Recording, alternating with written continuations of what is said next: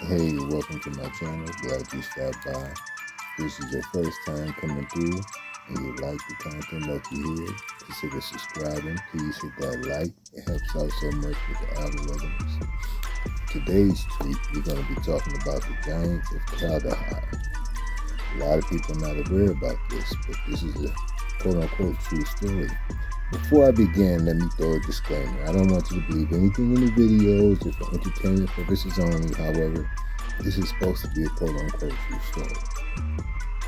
Now, I got three segments of the story for you. The first video clip is going to give you an example of how big one of these quote-unquote Kandahar giants could be. There's going to be a figure standing next to a tank, and it's pretty incredible footage recorded by the quote-unquote military. The next one is a guy who's going to be breaking down the story of Kalahar, the giant of Kalahar. And the last clip is a treat for you guys. I've actually found the video of the guy, one of the soldiers that was there, who experienced this whole ordeal. He's going to give you his first-hand account. Now, I don't have a fact or a proof that it is actually one of the soldiers. However, it's pretty plausible, and his story is pretty compelling. So sit back, grab your popcorn, and enjoy the story. And at the end, leave your idea, your thoughts as far as, do you believe this story is to be true? Is it fabricated? Yeah, in the comments below. And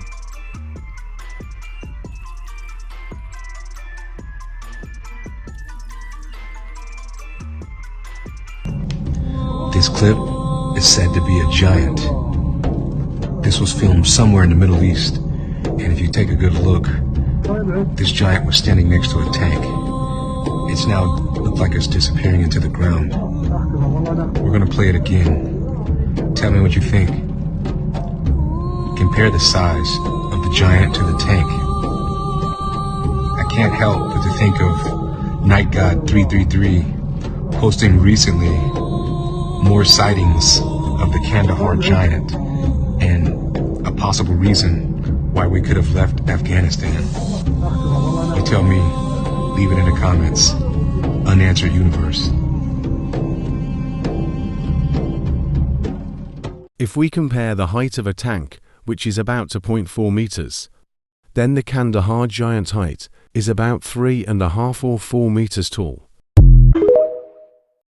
2002, an Army infantry unit just vanished. They were on patrol in the Kandahar mountain range in Afghanistan, and they stopped using the radios. They stopped calling in. No one knew what was going on. They didn't call in a TIC, which stands for Troops in Contact. Basically, any military unit, if you're out on an operation and you start getting shot at, you radio in to your higher command, hey, troops in contact, or TIC, which signals to them, you need to get aircraft on standby, you need to get ready to send reinforcements, they need to be ready to support you. But they only do that if you signal that you're in a TIC. And it's, a lot of people, if anything, will call it in too early. You know, units are known to call it in almost prematurely sometimes. And so the idea that a unit would vanish without calling in a TIC or any sort of communication about any gunfight or any ambush or anything, it's a little bit strange. And so they disappear. The Army decides that in order to find them, because this is obviously a really big deal, they would get their most elite unit, so the Army Green Berets, that's their very elite special forces, they would send them out to find this missing unit. And so one soldier that was a part of that elite special forces detachment, who just goes by Mr. K, he would come forward years later and tell the story of what happened once they were tasked with this mission. So they leave via helicopters and they fly out to the Kandahar mountain range, about 4 clicks, so 4 kilometers about, from where they believed was this infantry unit's last known location. And so they land and they start doing this fairly methodical search through the mountainside. They knew that they were in enemy territory, and at any time they could get into a gunfight, they could be ambushed. There's all these cave systems all over these mountains. And so it's slow moving to begin with. Plus, they're looking for this lost infantry unit. So it's just a very slow movement through the mountains. And so over the first few days, nothing really happened. They didn't come in contact with the enemy. They didn't see any sign of this missing infantry unit. They just walked along the mountains carrying a bunch of gear, and that was it. At some point, they noticed a little bit farther ahead that there was this distinct pathway leading up the mountain and kind of around the corner. And it looked like a goat trail. There were lots of goats that would run around the mountainside, and it looked like a very well-developed goat trail. And they decided, let's just go up there. If nothing else, we can go up onto wherever this leads us and maybe look down across the other side of the mountain and see if we can see anything. And so the team starts making their way up this goat trail, and as soon as they start making their way up, they start noticing that there are little pieces of American military equipment on the ground. There are pieces of radios, like whip antennas and housing of the actual radio itself.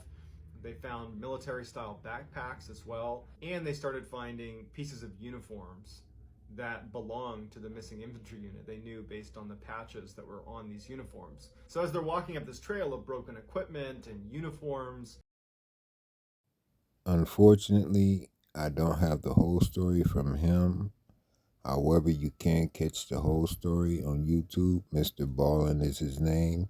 He tells excellent stories. The Kandahar Back Giants' in final 2005, chapter. I was actually We hope. stationed or deployed to Qatar. It was a completely normal mission for us. We were not alerted for anything abnormal. It was in the middle of the day. I remember coming into a base in Afghanistan called Bagram. Back in those days, it was pretty austere. It was an old Russian air base that we were using. It's basically built in a bowl in the mountains where you have to stay high right up in the last minute, and then you basically come screaming back down to land. The area to the side of it was called the Valley of Death because during the Soviet days with the Mujahideen, they had fired their rockets into a lot of the helicopters, so you could see all kinds of wrecks and stuff in the valley below, which for the most part I didn't pay attention to because I was a little busy getting the airplane on the ground safely. We landed and basically was told to taxi to the very end of the tarmac. And like I said, it was middle of the day, very hot. I remember that. We opened the doors and unloaded the equipment that we had brought in. And then we were met at the aircraft by what we later on called the babysitters, but they kind of introduced themselves and said, hey, no cameras, nobody's taking pictures here, we're moving some high-value stuff. When the load got there, we were very, of course, curious to see what it was, because that's just the way you are when you're told that you're not allowed to have a camera. They say this thing had been dead for maybe a day or two, but it stunk. And when I say stunk, I've smelled dead things before, but this had a more of a, I want to say a musky stink, kind of a, not really a decay, but more of a, if somebody hadn't taken a shower in like 10 years type of a musky stink is all I can tell you. And it was basically a dead guy, and this guy was extremely large. And when I say large, our pallets are basically, if I remember correctly, about 9 by 12 feet or so. This guy was laying in a fetal position on the pallet. So he filled the pallet. We estimated his size at approximately 12 to 10 feet tall. I did see his skin color. I was expecting somebody of more Arabic descent, being in Afghanistan and all. I knew he was dead, but he was very pale, very white. Another thing that us and the rest of the crew did was we took our feet. He was in a fetal position, so you could take your feet and put it kind of, you could see where his feet were there, and they were wrapped up. He did not have shoes on, but he had like looked like he was wrapping them in some kind of a canvas type stuff. But we were sticking our feet up next to his feet, and his feet were extremely big. We know that the standard weight on one of those pallets is about 1,500 pounds, and I do remember that the loadmaster did the weights, and it was around 1,100 pound guy. The pallet sits on dunnage. You know what dunnage is? It's basically like railroad ties so that you can get a forklift underneath it and pick it up. So it was on dunnage, and basic dunnage is like maybe a 4x4. And then the pallet is, say, yay thick. It's actually aluminum and balsa wood. And this guy, I mean, laying down was very, very wide. I mean, and he was, like I said, he's in a fetal position, and you go up and just, you hit it, and of course he's under a tarp and all that, I understand that, but he was a dense guy. We questioned the babysitters of, hey, where'd you get this guy? And some of the Army guys there with him relayed to us that this guy had, I guess, been living up in the mountains next to a village where the villagers basically treated him like a god. I did infer that they were making sacrifices to this guy because they said they found bones of people. The giant supposedly, like I said, I was not there, supposedly killed the first team that they came across. He was extremely big and fast and agile for a guy that size. They set up another team, and when the second team went in there to get him, supposedly he had already started to basically beat on the team that had been killed the first time. He then grabbed a helicopter, and the helicopter brought him down where we picked him up.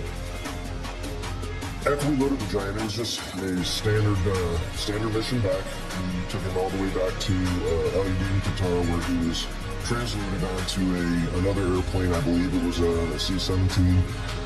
I was done with my mission then. I got away from it. I was done. I did ask some questions later of, where it might have gone, and as the grapevine goes, it was probably taken back to the United States, and the words I heard were right, Pat. But again, I don't know. Several years after my deployments to Afghanistan, something very strange happened to me that is somewhat related to this. I was basically TDY to Kirtland Air Force Base, which is out in Albuquerque. I was out with my JAG at the time, and there was a Navajo Native American sitting basically in the restaurant that we're in. It was also a bar. It was actually Kelly's Brew Pub. And this Native American guy out of nowhere, he was talking to us, very friendly guy. And out of nowhere, he asked me if I knew what a Native American sing was. And no, I didn't at the time. I do now because I looked it up. But he says, I have to sing for you. And he put his hand on me and started a Native American prayer, if you will. And I thought, wow, this is very strange. But it was cool as well. My JAG that I was with actually took out her Apple iPhone and started to film it, and he stopped and said, no, not on film. And she put it away, and he sang the prayer, and here's where it gets very strange. He started talking about, did I know that there were giants out in the Sandia Mountains? And he said, they're out there in the mountains still, and the earth had swallowed them up. And he goes, watch out. He says, someday they're going to come back. They're going to come back.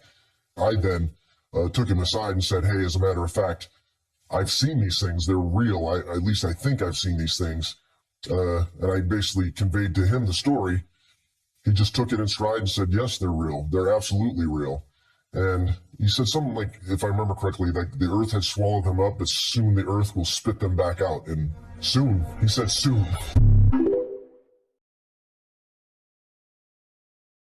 Hey, I hope you enjoyed the videos. Leave your comments in the comment section below, and I'll see you next time.